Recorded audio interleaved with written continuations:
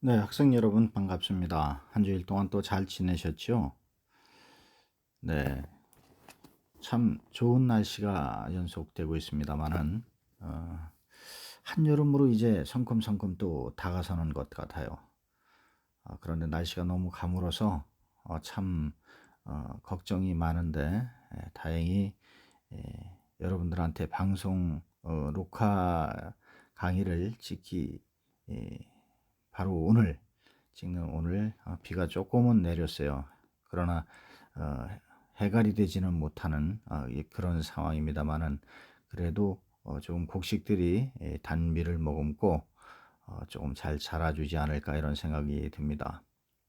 한낮에 기온이 30도 가까이 이렇게 올라가는 그런 이제 한여름 날씨가 갑자기 되어버렸는데요. 갑자기도 사실 아니에요. 벌써 6월이 되었고 어느새 이제 여러분들하고 이제 마지막 온라인 수업을 이렇게 하게 되었습니다. 시작이 반이라고 엊그제 시작한 것 같은데 벌써 어, 14주가 되었군요. 주수로는 그렇지만 달수로 따진다면 3월부터 여러분들과 만나서 이제 3개월이 지나서 4개월 차에 이제 접어드는 거에 되는 거죠. 3, 4, 5, 6 이렇게 되니까요. 예. 이제 다음 주는 여러분들 기말고사를 보고 이제 종강을 하게 됩니다. 참 아쉬움도 많은 그런 시기이겠습니다만 여러분들은 이제 3학년이기 때문에 수업도 더 빡세게 들으실 거고 또 이번 여름 방학이 또 상당히 중요한 시기가 아닌가 이렇게 생각이 됩니다. 이제 12월에는 여러분들의 그 대망을 이룰 수 있는 꿈을 이룰 수 있는 임상병리사 라이센스 국가고시가 있지 않습니까? 그 목표를 향해서 여러분들도 선배들과 같이 큰 뜻을 다 이룰 수 있도록 분발해 주시기를 거듭 부탁드립니다. 여러분들 이렇게 2년 전에는 여러분들 잠깐 얼굴을 본 적이 있었습니다만은 이번 학기에 한 번도 이렇게 보질 못하고 어, 강의를 마무리가 하게 되는 것을 참 안타깝게 생각합니다. 그러나 시기가 시기인 만큼 어쩔 수 없다는 그런 생각으로 아쉬움을 좀 달래면서 오늘 마지막 수업을 마무리를 해야 될 것 같아요. 오늘은 챕터 17장입니다. 네, 챕터 17장 사고 안전관리에 대해서 여러분들하고 살펴보도록 하겠습니다. 이제 마지막 장이죠. 네, 페이지 교재 548쪽이 되겠습니다. 자, 이제 여기는 좀 단원이 얼마 안 돼요. 분량이 얼마 안 돼서 천천히 좀 하고 그리고 남는 시간은 여러분들이 좀 학습하는 그 과제를 풀고 그렇게 하면서 자습하는 그런 시간을 갖도록 이렇게 하고자 합니다. 아무튼 간에 이렇게 온라인 강의를 듣는다는 것 자체도 힘들고 그랬을 텐데 묵묵히 이렇게 따라와 주신 우리 3학년 임상병이과 학생 여러분들께 수업 시작하기에 앞서서 다시 한번 감사 인사를 드리면서 사고안전관리 제17장 강의를 시작하겠습니다. 먼저 이제 응급처치 부분입니다. 응급처치의 정의하고 중요성을 한번 살펴보도록 하겠습니다. 응급처치라는 것은 first aid라고 이렇게 영어로 얘기를 하는데 우리가 사고로 인한 부상이나 질병으로 인해서 생명이 위급할 때, 그렇죠? 예, 위급하거나 아주 긴박한 상황에 처했을 때 우리가 찾는 것이 바로 119 아니겠습니까? 바로 이 119가 이제 응급 처치 기관인 제일 처음에 이제 와서 위급하고 그런 긴박한 상황을 처치해 주는 그런 이제 에, 정부 부처인데요. 뭐 불만 끄는 것이 아니라 응급 처방에 가장 앞서고 있죠. 이렇게 긴박한 상황에 처해 있는 사람한테 가해지는 즉각적이고 임시적인 처치를 바로 응급처치다 이렇게 얘기를 하고 있습니다. 그 주요 목적을 보면은 일단 첫 번째가 환자의 생명을 구하고 유지하는 게 첫 번째 목적이죠. 두 번째는 질병이나 손상이 더욱 악화되는 것을 방지해 주는 그런 역할을 하고요.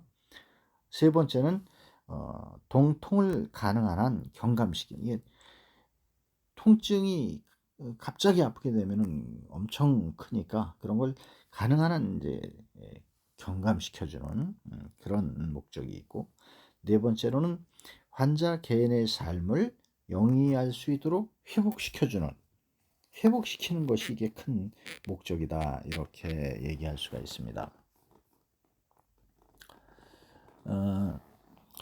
구급할 때 즉각 적절하게 대처를 해서 인명을 간호하고 가능한 한 증상을 줄이며 의사가 도착할 때까지 또는 다음 치료에 도움을 주는 그런 임시적인 처치를 말하는 거죠.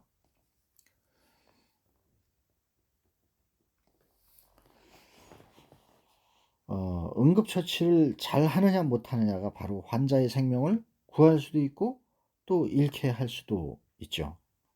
또 상처의 회복에도 빨리 회복을 시키느냐 아니면은 서서히 시키느냐, 이런 영향에도 영향을 미친다고 볼 수 있습니다.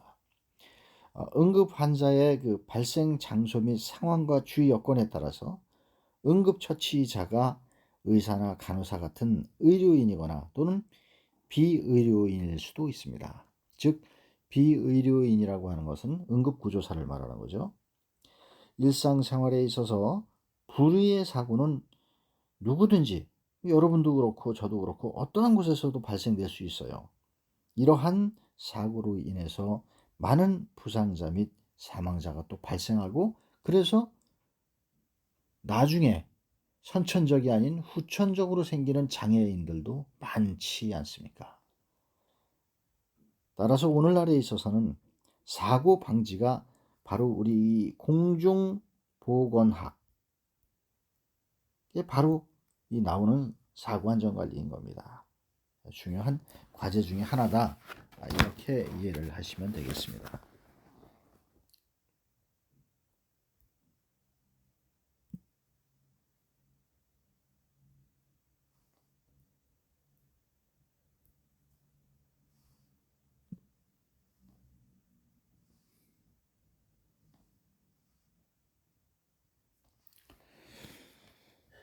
네, 다음은 응급처치의 일반적 원칙을 한번 또 살펴보도록 하죠.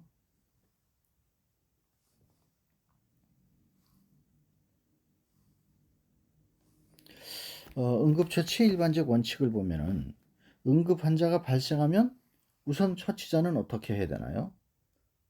첫 번째로 무엇을 관찰할 것인가?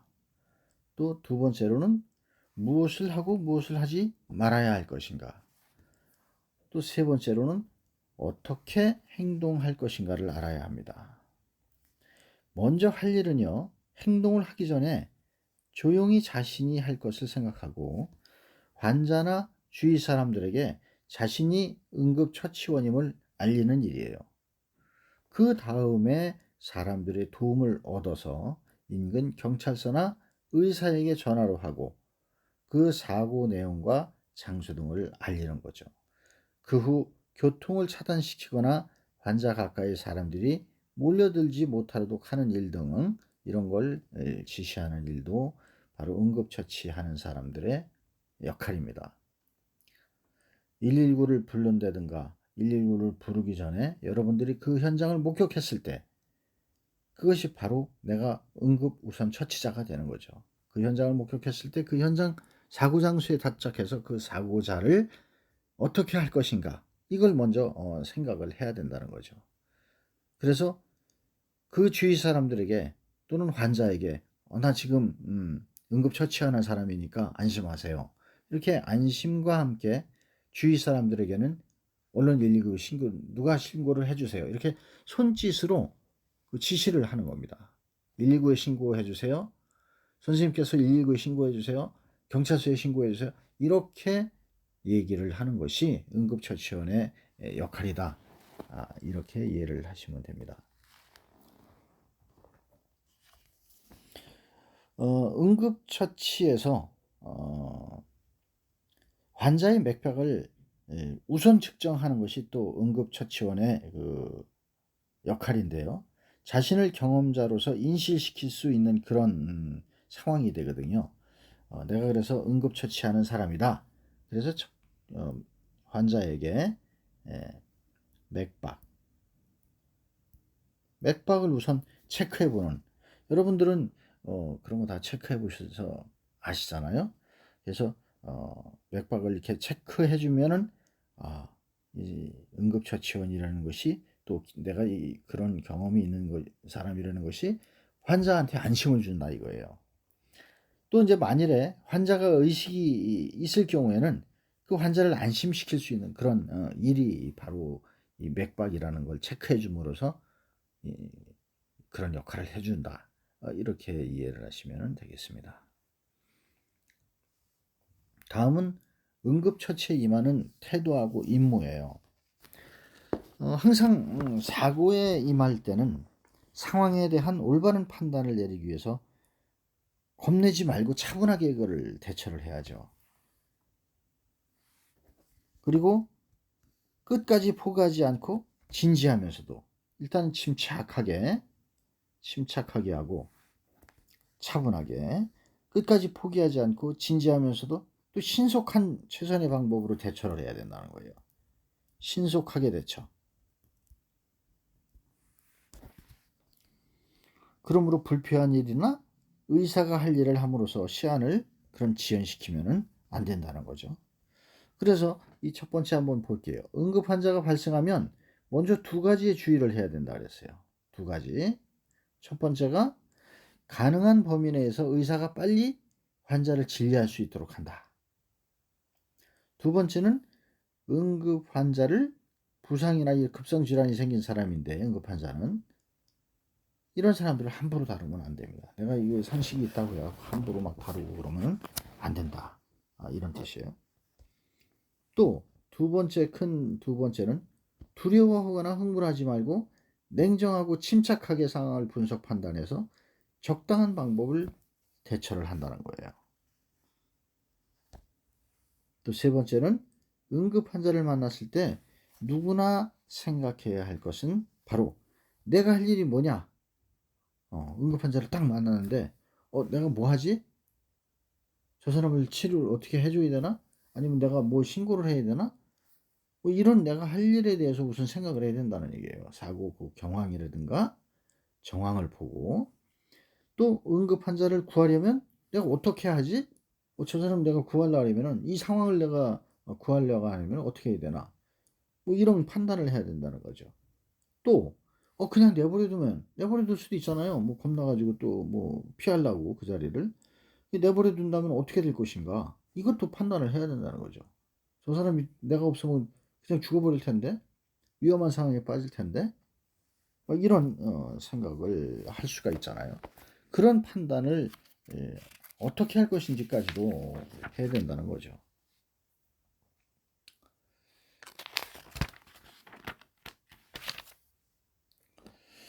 자, 그 다음에는 응급처치의 그 순서를 한번 보겠습니다.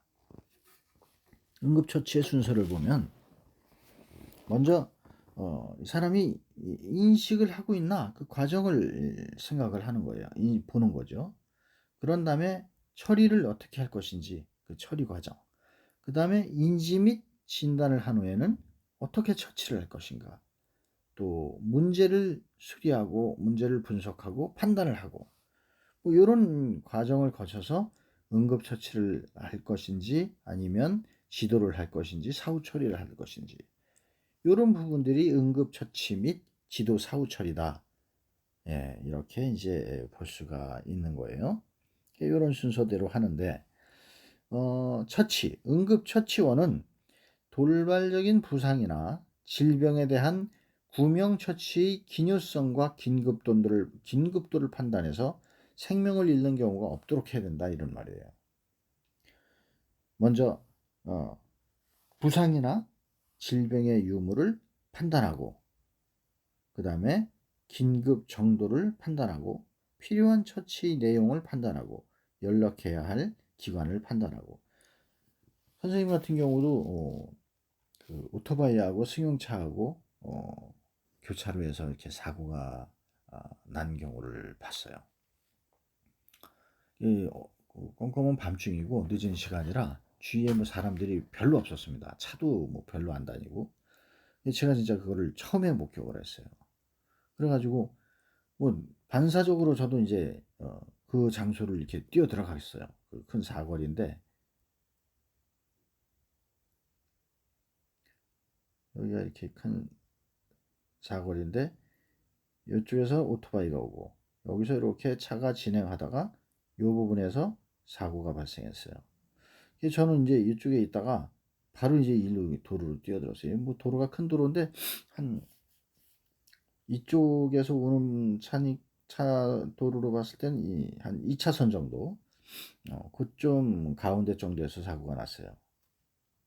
그래갖고 바로 이제 나도 모르게 뛰어들어갔는데 이런 뭐 내가 뭐 하지 이런 순간에 차에 뭐 생각할 여력이 없더라고요. 사실 그때 그런 상황을 이렇게 딱 부딪히고 보니까 한 3년 전 일인데요. 그래가지고 어 이제 이제 오토바이에 탄 사람이 이제 떨어져 있는 상황이기 때문에 가서 이제 보니까 여자분이었어요. 헬멧을 써가지고 몰랐는데 그래 뭐 아프다고 막 그러더라고요. 벌써 보니까 이 발등에 이 피가 그냥 막 엄청 그냥 난자 이 발등이 그냥 깨져가지고 막 피가 이렇게 줄줄 흐르더라고요. 그래갖고 그걸 뭐 제가 어떻게 할 수는 없잖아요. 그래서 이제 그분을 이렇게 안심시키면서 그랬더니 선생님 살려주세요. 저한테 막 그러더라고요. 그래서 어, 괜찮다고 걱정하지 마시라고. 그러면서 이제 보니까 그쪽에 이렇게 이제 다쳐서 이제 막 아프다고 소리를 지르는 거예요. 그래가지고 이제 사람이 없어요. 뭐 지나다니는 사람도 그때 없고. 근데 이제 옆에 이제 차가 서서 이제 사람 이제 내려가지고 이제 교차로 있는데 부분이니까 운전자가 오길래 얼른 신고 좀 해주시라고 그랬더니 그분이 이제 119에다 신고를 바로 했어요. 그래서 이제 그 신고하고도 뭐 금방 오는 건 아니잖아요. 그게 한동안 이제 그분을 이제 안심시키면서 있는 상황인데 뭐 다른 방법은 뭐 취할 수가 없어요. 자꾸 움직일 수도 없고 그분이 어딜 크게 다쳤는지도 모르겠고 하기 때문에 이제 운전사는 사고 낸 운전사는 이제 뭐 경황이 없어 하고 막 그냥 같이 옆에서 뭐 어쩔 줄 몰라 하고 저도 이제 그 순간이 이제 또 다른 운전자가 있길래 얼른 신고 좀 해달라고 이렇게 해갖고 이제 신고를 하고 기다리는데 얼른 금방 와야죠. 근데 이 사람은 뭐 아파 죽겠다고 나보러 살려달라고 막 이러니 이게 참 그때는 뭐 정신이 저도 이제 뭐 없이 뭐 당황하고 좀 참으시라고 저도 이제 피를 다 흘리는 피를 보니까 또 더 다급해지더라고요 마음이. 그러는 이제 찰나에 레카차도 막 오고 뭐 이제 이런 상황인데 어 나중에 이제 119 그 구급차가 왔어요. 그래갖고 이제 그분들한테 인계를 하고 그다음에 이제 경찰차도 와서 이제 경찰차가 좀 먼저 왔군요. 경찰차가 먼저 와서 이제 통제를 교통 통제를 해주고 그 사이에 이제 그러는 사이에 구급차가 와서 그분을 이제 부목을 대고 해서 이제 구송을 시키고 그런 현장에 제가 한번 있었던 경험이 지금 생각나서 이제 말씀을 드렸는데 사실 이 질병 유무 판단하고 뭐 긴급 정도 판단하고 이럴 만한 뭐 경황은 없더라고요. 그런데 이제 이렇게 처치원은 이런 걸 상식적으로 알고 있으면 제가 이런 걸 알았다면은 또 그렇게 했을지도 모르는데 그때 당시에는 또 이런 또 지식이 조금 부족했고요. 네, 그래서 교수님이 직접 그런 경험을 했었다는 것을 한번 또 여담으로 말씀을 드려봅니다. 사고의 종류에 따른 그런 응급처치인데요. 환자 응급을 요하는 그 부상과 요 사고 응급 종류에 따른 그 응급처치는 응급을 요하는 부상과 질병의 종류에 따라서 응급처치 방법이 달라요. 어떤 경우든지 통용되는 것은 응급처치의 그 기본 원칙이라고 있어요. 응급처치의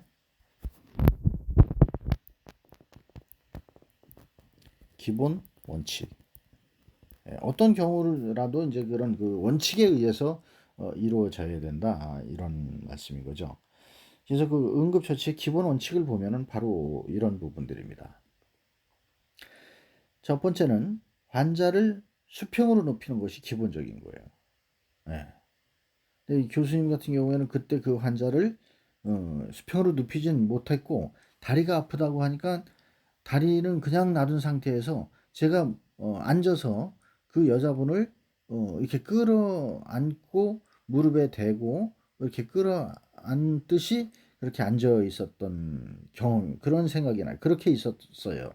그런데 환자를 수평으로 눕혀야 된다. 그 다음에 부상의 종류와 그 정도를 조사해서 상황에 따라서 대처해야 된다 해서 이제 그림이 이제 교과서에 이제 교재에 이제 나옵니다만은 그 그림 17-1을 한번 보면은 어떤 내용인지 한번 알 수가 있겠죠.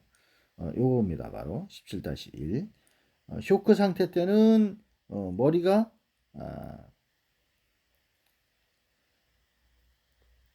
머리가 아래쪽에 있어야 되고 발이 위쪽으로 가고, 또 질식 상태도 마찬가지지만 몸이 어떻게 돼 있어요? 뒤집혀져 있어요.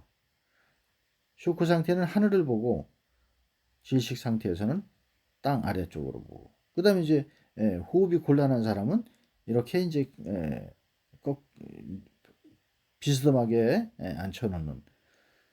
교수님은 그 다리를 여기를 다친 사람이라 이렇게 이제 아는 상태가 되는 거죠. 앉혀 있는 상태가. 다시 이제 앞으로 돌아가서. 그래서 17-1을 이따가 다시 한번 좀 살펴보기로 하고요. 심한 쇼크 상태에 있을 때는 편한 자세로 하되 바로 머리를 낮게 하고 보온 조치를 하는 것이 좋고, 증상에 따라서 적당한 수분 공급을 해도 좋다. 이런 원칙을 우리가 지켜야 된다. 이런 얘기가 되는 거죠. 그 다음에 이제 두 번째로 토했을 거나 입에서 토열하면서 피를 흘리면서 입에서 의식이 있을 경우에는 어떻게 하느냐. 만일 환자가 피를 들이마신다거나 뱃속에 있는 것이나 물을 토할 위험이 있을 때는 얼굴을 옆으로 돌려줘야 돼요. 그리고 머리를 발보다 낮게. 그렇게 해서 어떻게 하나? 엎어서 눕힌다. 하늘을 보게 하는 것이 아니라. 그래서 아까 엎어져 있었죠. 그 다음에 이제 세 번째로는 호흡 장애가 있을 경우에 만일에 환자가 가슴에 상처를 입었다든가 호흡 장애를 일으켰을 때는 앉게 하거나 상반신을 기대게 하고 발을 뻗도록 편한 자세를 취해줘야 된다. 아까도 말씀드렸지만 교수님이 경험했던 자세는 바로 이 세 번째 장에 해당이 되는 건데요. 뭐 가슴에 상처를 입은 건 아닌데 호흡 장애가 또 있었던 것도 아니고, 그러나 발을 다쳤기 때문에 상반신을 기대게 하고 그렇게 발을 이렇게 뻗게 그런 편한 자세를 취했는데, 생각해 보면 뭐 잘했는지 안 했는지 아직 잘 모르겠어요. 그러나 일단 환자가 의식이 너무 뭐 명료하고 아프다고 하니까 저를 이제 잡게 하면서 제가 이제 그 무릎에 이렇게 이제 기대게 해서 그렇게 이제 뭐 머리도 받치고 그렇게 있었던 기억이 있습니다. 다시 한번 이제 이 그림을 보면서 설명을 드릴게요. 심한 쇼크 상태에 있을 때 편한 자세지만 머리는 낮게, 머리가 낮게 되니까 자연히 발도 위쪽에 올라가 있겠죠. 이렇게 해서 하늘을 보게 하고 수분 같은 그런 거를 공급하는 거, 이런 거는 뭐 괜찮다. 수분 공급. 그 다음에 두 번째로 질식 상태, 뭘 토한다든가 토열을 한다든가 뭐 피를 이렇게 들이마시려고 한다든가 그러면 이 기관지나 식도로 이렇게 넘어가서 막을 수가 있단 말이죠. 그래서 기관지 쪽으로 들어가서, 그래서 이렇게 엎어서 아래를 보게, 머리는 낮은 상태에서 아래를 보게 이렇게 엎어놓는 엎어지게 자세를 취하도록 한다. 이게 이제 중요한 것 같아요. 그 다음에 이제 세 번째가 바로 이제 그 편안한 자세를 취하는 거. 예, 편안한 자세.